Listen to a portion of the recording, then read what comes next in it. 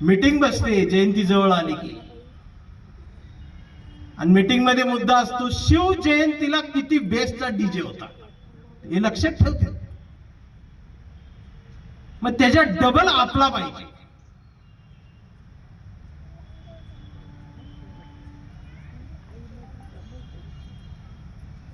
आणि मग एक जण म्हणते त्यांच्या घरातली भांडी पडली पाहिजे, समाजाची दहशत पाहिजे. मला आजपर्यंत कळलं नाही भांडी पडल्यावर समाजाची दहशत होती कशी. ही एवढी कट्टरता कुठून आली. अगदी 4-5 वर्षापूर्वी व्हॉट्सअप वरती असा मेसेज आला, सकाळी सकाळी असा भगवा झेंडा पडला आणि त्या भगव्या झेंड्यात लिहिलं होतं शिव सकाळ. मी डोकं खाजवत उठलो, म्हटलं ही सकाळ कुठून आली. म्हणजे आता शिवाजी महाराज येणार, उठा आपली सकाळ झाली.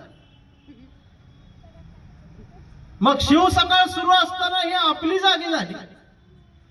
एक जण म्हणला भाऊ त्यांची झाली, आपली करायला पाहिजे. मग ती म्हणली करा. आणि मग निळा झेंडा शुभ भीम सकाळ 11 वाजता 11 वाजता जाग येते. मग भीम सकाळ शिव सकाळ घुमायला लागली. मग तिसरा जागा झाला महाराष्ट्रातला एक प्राणी. ते म्हणला भाऊ त्यांची झाली यांची झाली, आपली कवा. म्हटलं करा आपली. आणि मग पिवळा झेंडा शुभ लहू सकाळ. म्हटलं लहू कोण माहित नाही. म्हटलं वर्ण आली आम्ही केली. अजून चांभारांनी रोहिदास सकाळ नाही काढली,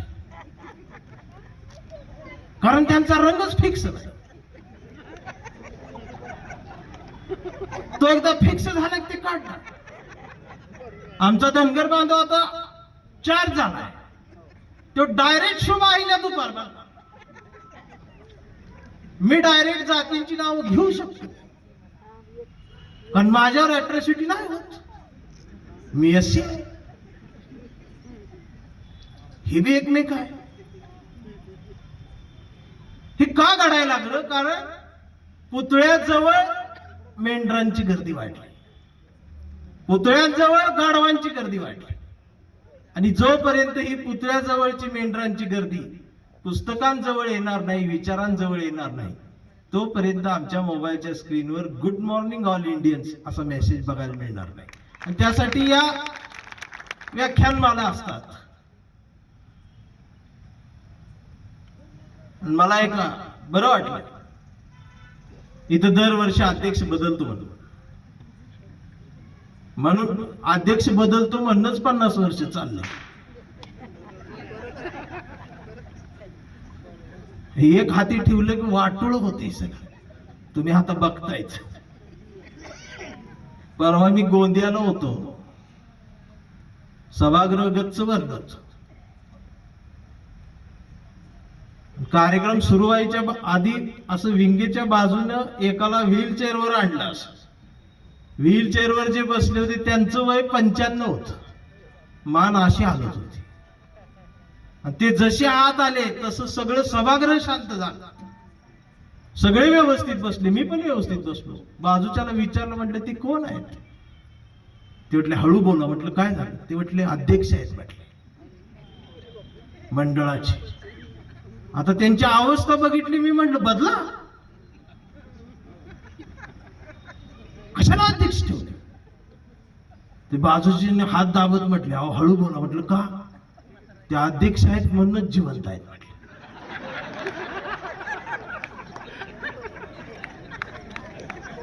आणि जे व्हीलचेअर ढकलत होते ते वय वर्ष 85, त्यांची मान अशी हालत होती.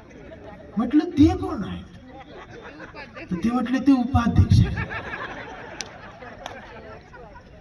आणि मग ते चित्र नीट बघितल्यावर लक्षात आलं तर उपाध्यक्ष त्याला म्हणत होता सर तू उठ आता. त्याची मान नाही नाही नाही ती नाही नाही म्हणून त्याची मान तशी झालंच. आणि तरुण पोरं लांब.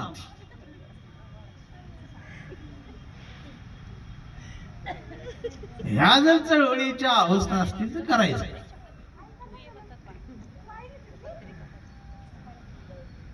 आणि खरं बोललं की तुडवायची कामं सुरू आहेत. कारण आमच्या मेंदूमध्ये शिक्षणाचा ध्यास नाही, बुद्धीमध्ये ज्ञानाचा वास नाही. अडाणी नाही आम्ही थोडेफार शिकलो, 1ली ते 10वी रोज प्रतिज्ञा बोललो, भारत माझा देश आहे. काही नाही, सगळे पोलिओचे डोस जेव्हा आम्हाला कळत सुद्धा नव्हतं तेव्हापासून पितो आहे. भारत माझा देश आहे. इथं येऊन बघा, प्रत्येकाच्या तोंडाला फेस आहे. सारे भारतीय माझे बांधव आहेत, कौरवांनाही लाजवतील असे चारा खाऊ पांडव आहेत. विस्तवासारख्या दंगली होतात, इथं प्रत्येक हाताला काम आहे. कारण बाबरीच्या ढिगाऱ्या खालून बुद्ध गायब आणि आता तिथं राम आहे. भाकरी मागणाऱ्यांचा, भारतीय म्हणणाऱ्यांचा, लोकशाही वाचवा म्हणणाऱ्यांचा आवाज या देशात एकाकी पडत चालला. आणि हा एकाकी पडत चाललेला आवाज, आणि त्या आवाजात पुन्हा ताकद भरायची असेल तर मनगट आवळली पाहिजे. ही आजच्या तरुणांची भूमिका असली पाहिजे. पण तरुण पेटतच नाही.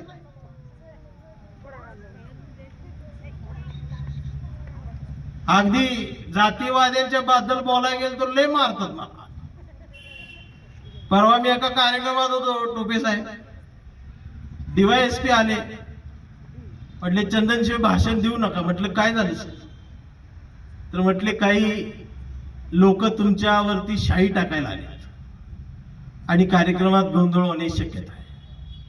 मी पण जरा घाबरलो, पण बाजूला कॉन्स्टेबल उभे होते, ते माझ्याकडे बघून हसत होते. मी म्हटलं तुम्ही का हसताय साहेब?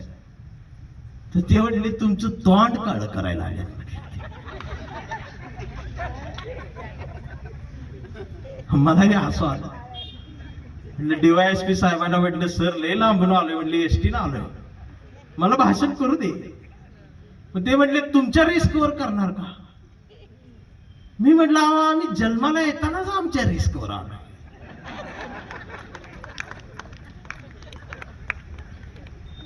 आईची डिलिव्हरी बांधावर झाली, डॉक्टर बिना गोळीचा जन्माला आलोय. करतो म्हटलं भाषण. मी भाषण सुरू झालं, मी सुरुवातीलाच म्हटलं जे कोणी शाई टाकायला आले त्यांना एवढीच विनंती आहे की माझ्यावर किमान चुना फेका.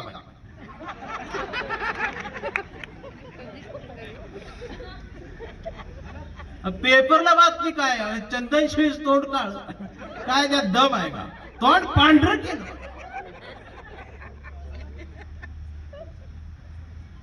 आपण पेटन झालं ते भाषण.